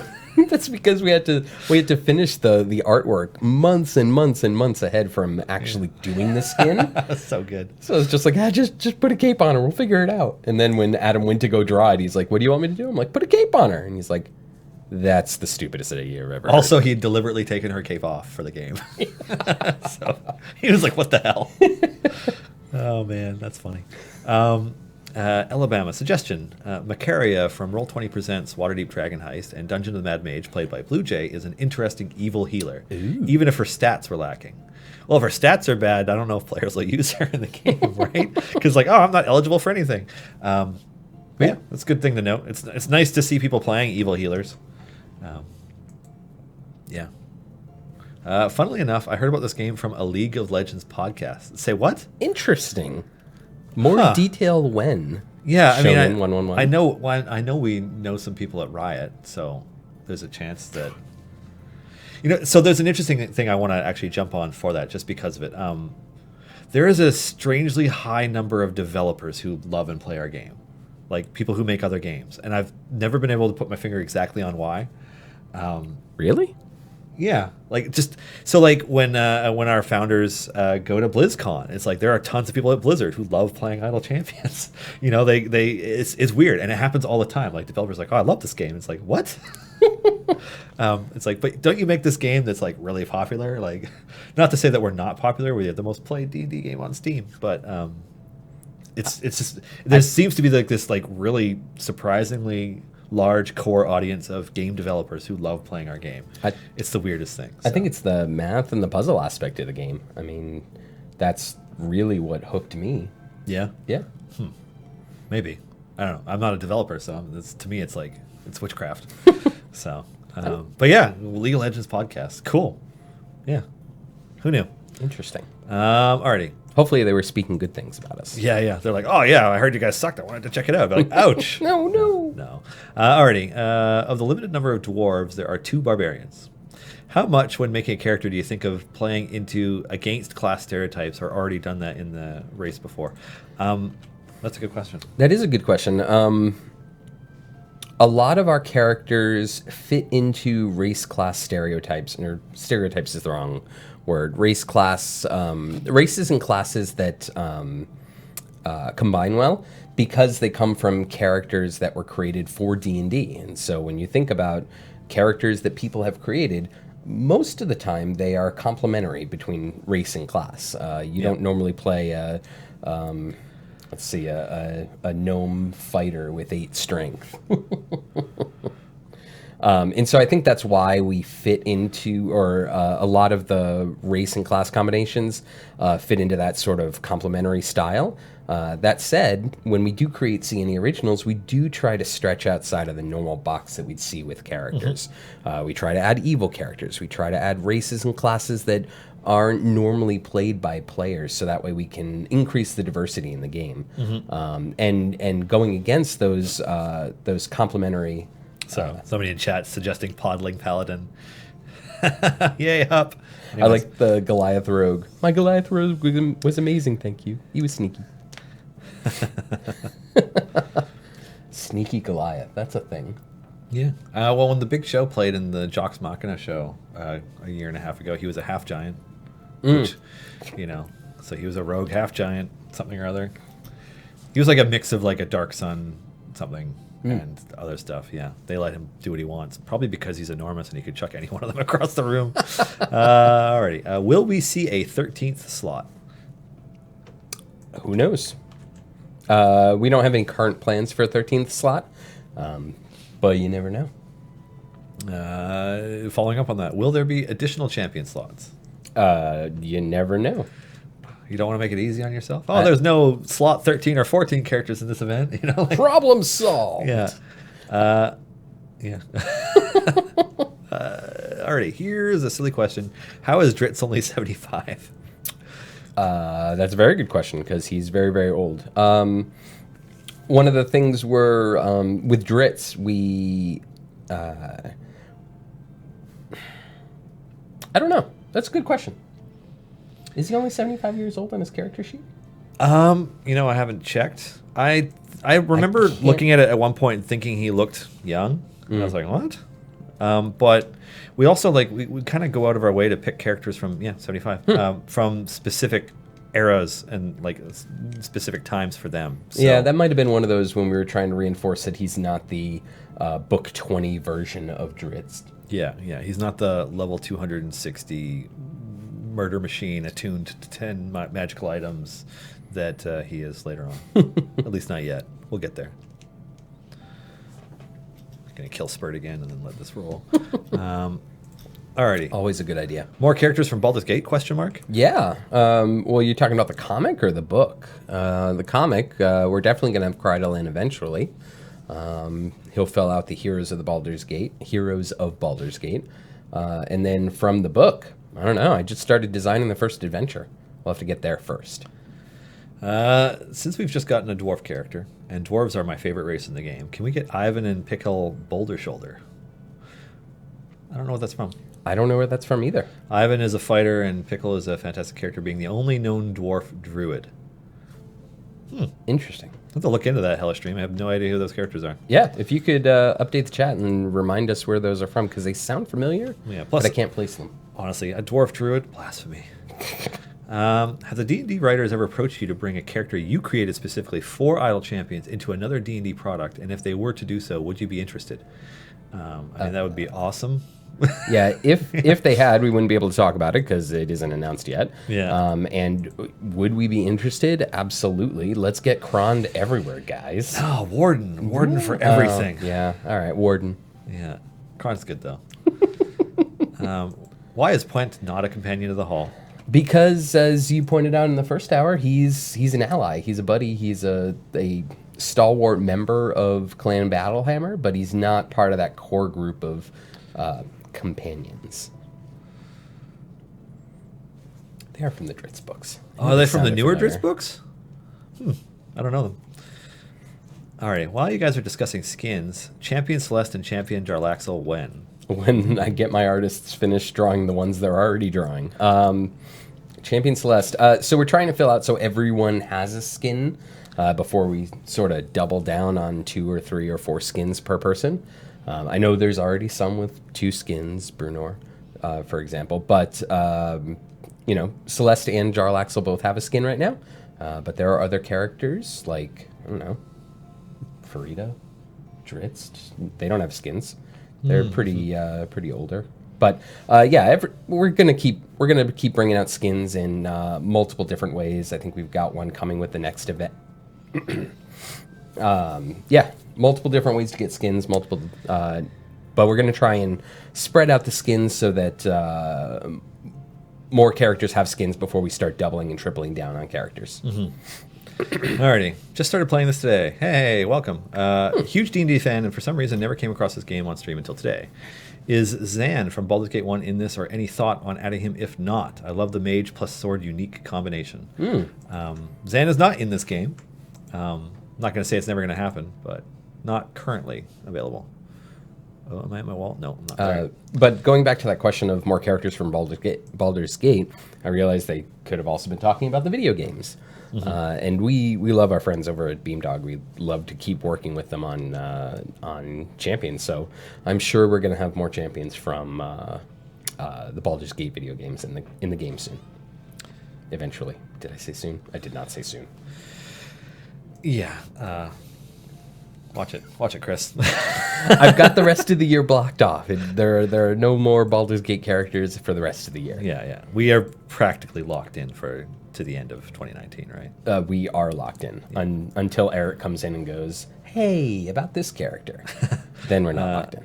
Alrighty. What is the fish race from the Extra Life adventure? Oh, the Lokatha? Lokatha, yeah. Yeah, they were from, what was the book that came out in spring of last year?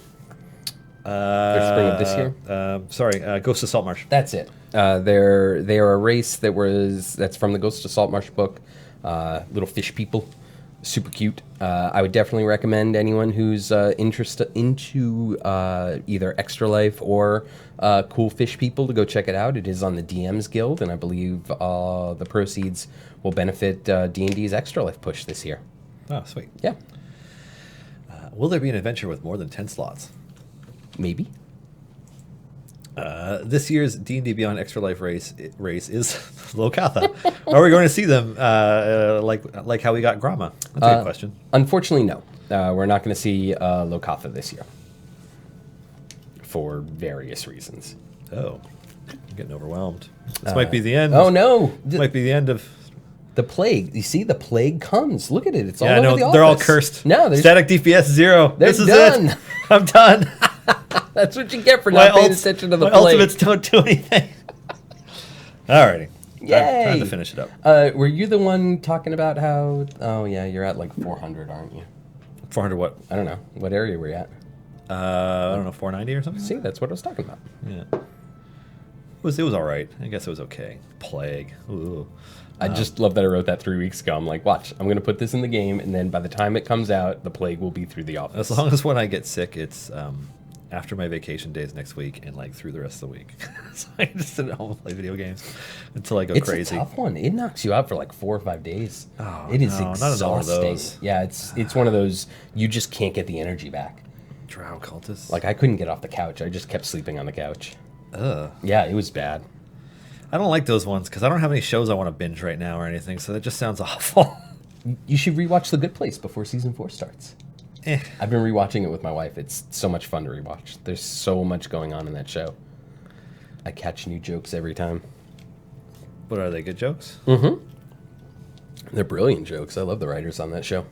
Okay, I don't like this position for Quent. What the hell, Chris? You can move him. Oh, I can move him. Okay, he started. I was like, I can't move him. Rah. You're welcome. All right. This is a tough adventure, so... Maybe... This is the one with the Drow cultists, right? Yeah. Okay. As I can see them starting there. Which, I gotta say, it gives me a little bit of happiness to see you taking on a tough adventure after you were kiboshing how easy the adventures were for you like an hour ago. I mean, you reach a gear and favor point where it trivializes a lot of the stuff. Not everything, but a significant amount. So, yeah. To each their own. Actually, you know what I'm going to do? Ooh, I hadn't seen the formation save pop up on the console build. That's cool. Click, click, click, click, click. So, Dylan, how are things going? How are things going in your world? In my world? Yeah. Good. I don't know. You were playing your game. I figured I'd take over as host for there was one of my wife's uncles has reached the end, unfortunately. I'm sorry. Yeah, we're pretty bummed about it. We were planning to do a visit this weekend, but we were just told that he's not going to be accepting visitors outside immediate family anymore, so we kind of missed the boat on that. I'm sorry. Yeah, she's pretty bummed about that. I don't really know him that well. I've only met him a couple of times, so it's going to impact me a little less. But I do very much know what it's like to not get the chance to say goodbye to somebody. It sucks. Like, I lost both my godmother and my... well, I guess if I had two godmothers, like the woman who was my mother's roommate when she had me and my godmother were like the two closest non-genetic family, like two closest extended family members ever. Mm-hmm. And both of them, like, amazing, healthy human beings who just like got sudden illness and passed away over the span of like 2 to 3 months. To the point where like you hear that they're ill, and by the time you hear about it, you're not going to get a chance to visit them. That's it. Yeah. And so the part where you don't get to go say goodbye sucks, because that's what we were going to do tomorrow, or not tomorrow, Saturday. So that's kind of a bit of a downer. Mm-hmm. But I don't know. I mean, maybe she'll find a way to see them. I mean, they won't want to see me, but they don't know me yet. So that's kind of what's going on there. Not to like totally bring it all down, but like, it's just, I guess it's just yet another example of like, cherish the relationships you have, and don't forget to tell people that you love them, and because you don't know when you're not going to get a chance to see someone again. Mm-hmm. Yeah, I wouldn't say it's really bugging me so much. I'm just worried about how it's affecting my wife. So, well, yeah, I mean, yeah, I'm sorry. It's life. I mean, I remember. So I'm fortunate enough to have been have had 3 sets of grandparents because I was adopted. So I wasn't aware of that. Yeah, my mom lived in Hawaii from when she was 19 until she was 24 or 25. Mm-hmm. And yeah, it's she came back not knowing she was pregnant with me. With the boyfriend that she had at the time, and they were never going to really get together. So she had me here, and then I met somebody, fell in love, got married, had kids. He adopted me officially, and so I have my biological father's parents, and then my parents, and then my adopted father's parents, and all 6 are now gone. But I very much remember, because the one that I spent the most time with was my adopted father's mother. She was both the one that lasted the longest, but also the one that lived the closest. So I saw her a lot. And it's just one of those things where you always have your memory of people, and so they're never really gone. But you gotta capitalize on those opportunities to get to know people while you can. Mm-hmm. My adopted father's grandmother, Eve, she grew up in London during the Blitz. Oh, wow. And she never talked about the war until the last few years. And that was when I was stopping by at least once a week or twice a week to play Scrabble with her and just catch up. And she was no longer any good at it because her mind was starting to go. But she would just start telling stories about what it was like to live in the UK when it was getting bombed by the Nazis, right? Stuff that is just so far outside your realm of experience.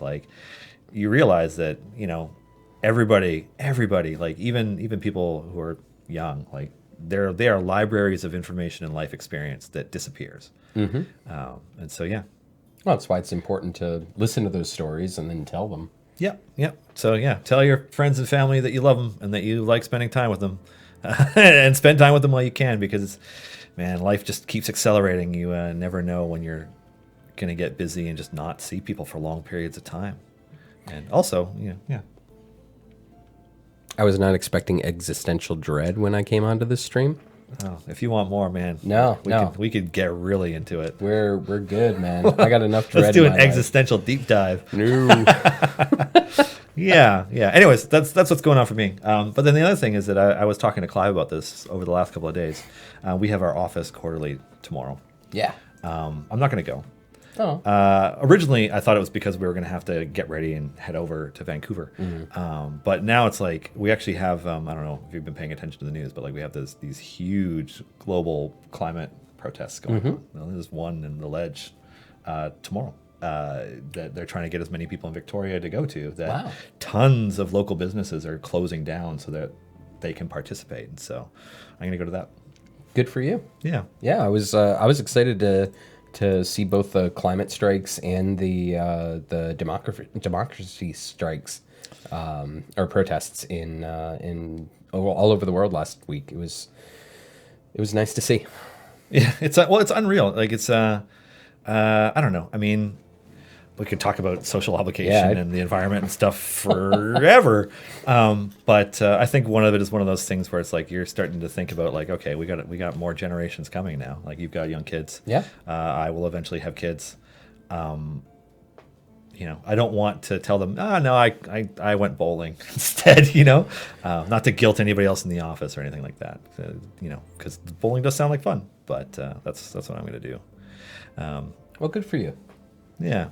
You bringing politics into a gaming stream. Well, I mean, the thing about politics, and this is the only thing I'm going to say on the subject, is that whether you want to engage with politics or not, they impact every facet of your life everywhere for your entire life. So you can choose to participate or not. Agreed. Anyway, so... Yeah. So let's talk about less downer things. Yeah. The Save Formation preview is a good addition. Would it be possible to list the highest reach DPS underneath the formation template? That's in. We'll think about that. I mean, it's a new display. We're getting all the bugs out of it and making sure people are enjoying it, and we're taking feedback on that. So, pardon me. Yeah, we can definitely take something like that into consideration.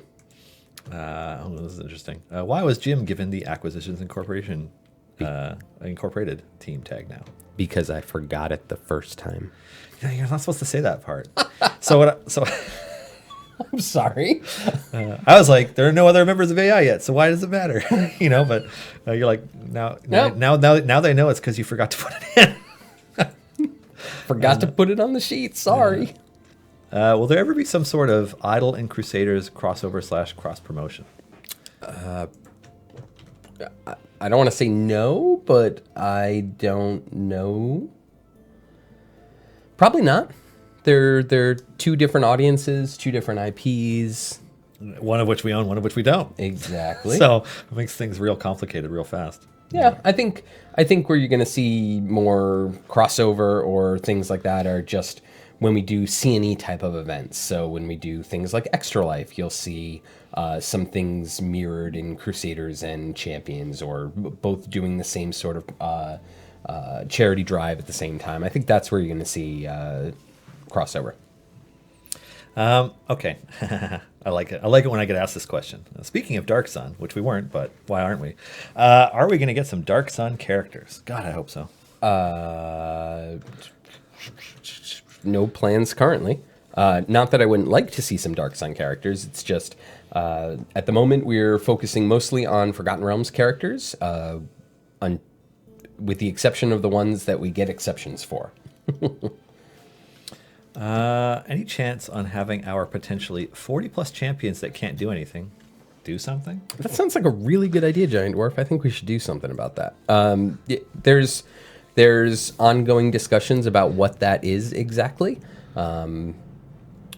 but there's no immediate plans for bench things or benched characters to do things. That's more of a in the future sort of thing. I was gonna say like a time period and walked that back real quick. Just swallow that down deep. Alrighty. Are there specific lore resources that characters are pulled from? Is there a forum players can make suggestions on? Well, we do have the suggestions thread on our Discord, discord.gg/idlechampions. But no, there's not like a D&D repository that we log into at Wizards of the Coast and just pick a character from.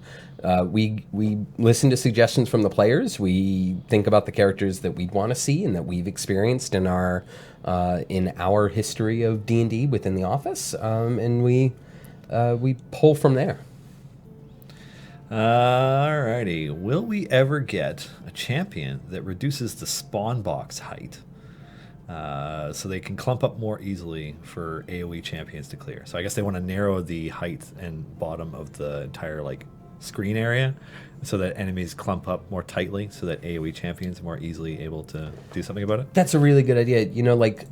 Almost thinking of a character that might take all of the bad guys in a screen and pull them into one area so that AoE abilities could then be triggered. It's true. We should do something. We should do like at least 2 characters that do that. Yeah. No, a character. For those that don't get it, Thibbledorf's ultimate brings all the characters together into the center. So just slam the AoEs at that point. But Warden did it first. Yeah, Warden did it first. But characters that will mess with the spawn box, I don't think we're going to do that because it's something that players don't have to think about. And the moment we introduce that as a dial that we're going to play with, it's another complexity issue that the players have to think about. Right now, players don't worry about that vertical height of spawn range. Alrighty. Yo, having a variant wherein the champion starts in the formation but can be moved or swapped. That felt really good. Cool, thanks. Sometimes we lock characters because that's the best spot for them.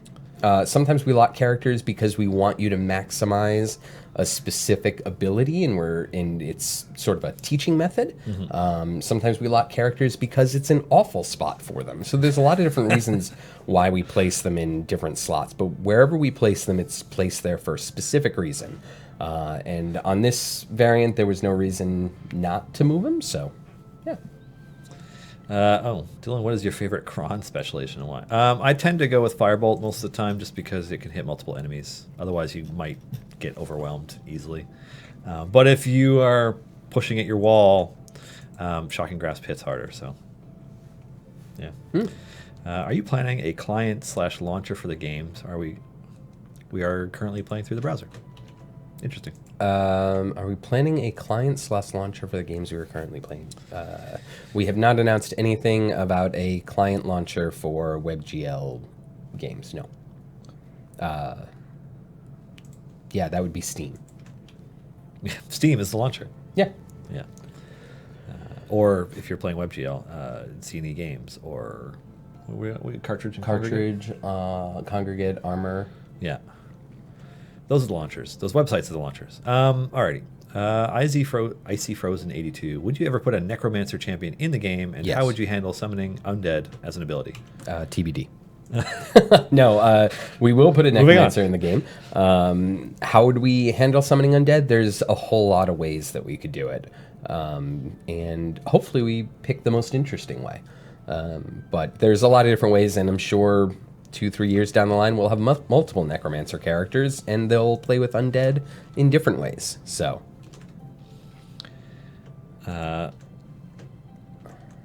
Hey, we got a Mars question. Thoughts on Gearless? Any chance we might see it? So I thought that Mars's stream to get Azaka unlocked on his Gearless account was ridiculous and amazing and really cool to see.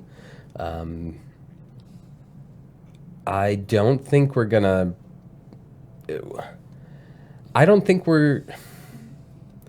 Gearless is a starter state, and the goal of playing the game is to gear characters up, so I don't think we're going to take that away from players, even as a variant. I mean, Maybe, but probably not. Alrighty. I like the new outdoor buff to let you know when outdoor abilities are active. Can we expect indoors, subterranean, or other environments? Could we see things like forests for our druid friends? We just introduced the outdoor buff, or the outdoor buff icon. Outdoor icon. Yeah. And yes, it does include indoor. It doesn't include, or no, it's not indoor. It's underground. It's outdoor and underground. We don't have any other buffs because there aren't any other. Oh my gosh, there aren't any other environment factors to formation abilities or blessings or patron perks. At least not currently. Not currently. When we do introduce that, perhaps a indoor buff or a while you're in the first circle of hell buff, we'll... Why would we go to the first circle of hell? That sounds like a terrible place to go. Seems like just the natural progression. Yeah. You start indoors, you go outdoors, and then you go to hell. Alrighty. Points attack is a goring charge. Was that a design choice of it'd be neat, or how do I describe this drunk spike boy attack? Well, you want to really know where that came from. All right. So those that have read the books know that Point's attack is basically to just hug someone and vibrate, because then they just gore themselves on his spikes. However, when I proposed that visual to our artists, I just got a dead stare from Alexis, and she's like, "You want me to what now?" I'm like, "Yeah, he just grabs him in a hug and just shakes him." That wouldn't look good, man. No, we're not good at all. So Alexis killed that hard. Yeah. And so that's why it's more of a head down goring strike, because that was our compromise to the wrong idea that Chris had. I was just going to say, we need more headbutts. All right. I mentioned this somewhere, but if I was wondering if there was ever a chance of having a pop-out gold find bonus breakdown like we have for DPS. Maybe. Yeah, maybe. We can certainly put that in the suggestion list. Alrighty. This reminds me, can we maybe get the outdoor marker moved over? Otherwise, it's going to get crowded when weekend buffs and potions start turning up. So that it would show up on the far left instead of over to the right. Because as soon as you have weekend buffs and some buffs, it's going to get pushed off the screen and you're not going to see. True. I think the better solution would be to fix the pushing off screen. So, we can definitely address that. But I think we should address it by solving the problem, not fixing the order, because then things are still getting pushed off screen and we don't want to do that. On the idea of future patrons, any chance for a patron showing up who doesn't respect and disables the achievement bonus damage? No achievement bonus damage. I wonder how much achievement bonus damage I even have. That's a really good question. It just keeps popping up. It's like 1%. Yeah.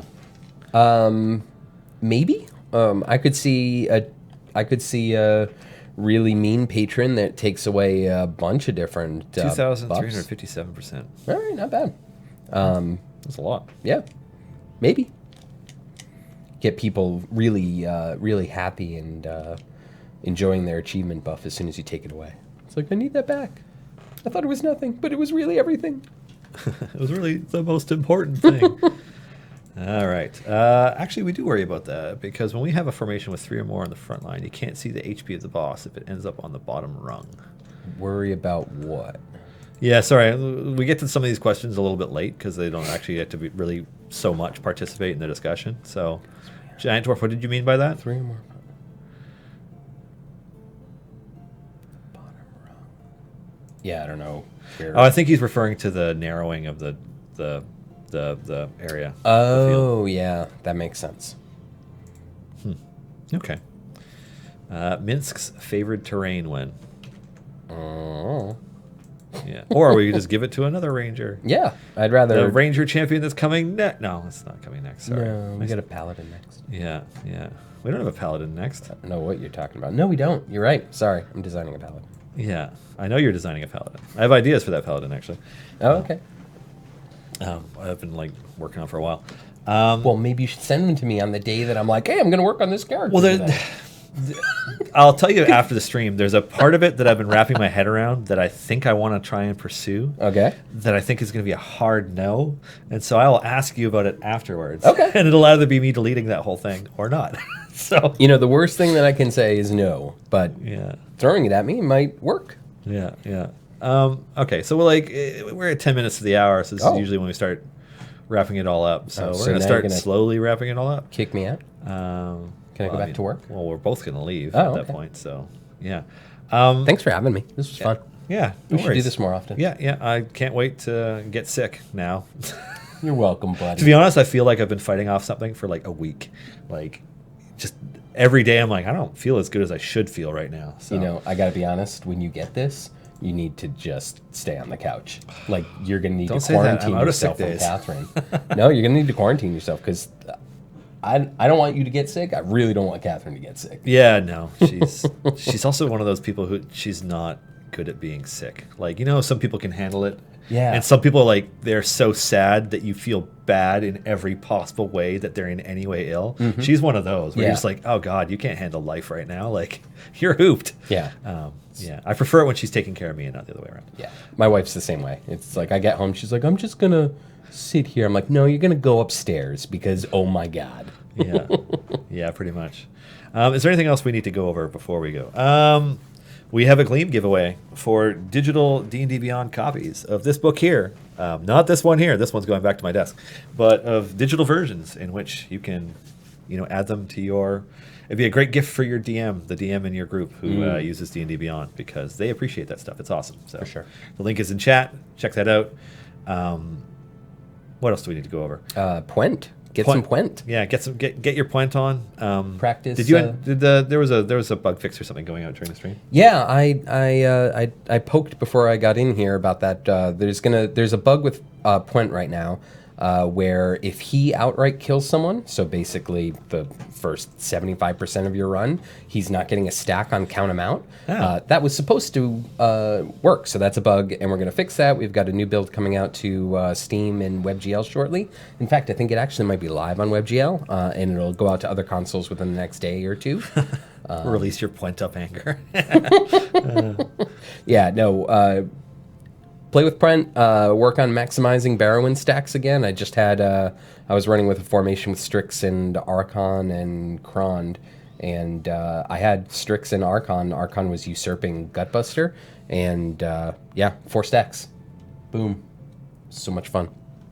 And what else? The weekend buffs are for Turiel, Korth, Naeli, Ashara, and Warden. Yep. I could say that faster, but I'm not going to.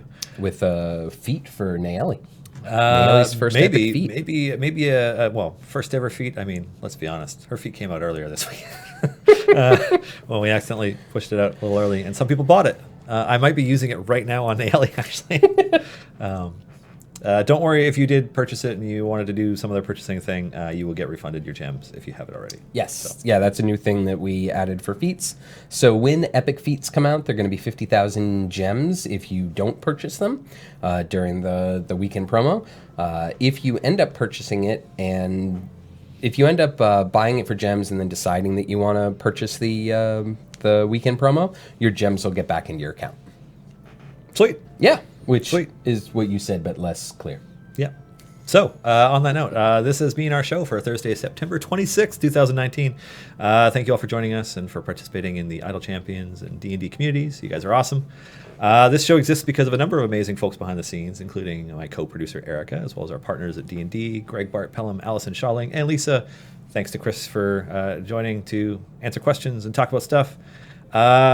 Welch's Game Juice is usually up next. I'm not sure if it is right now because I haven't actually checked the schedule. And then there's that tiny show that nobody watches on at 7. Anyways, take care, everybody, and have a wonderful weekend. Thanks, Seb.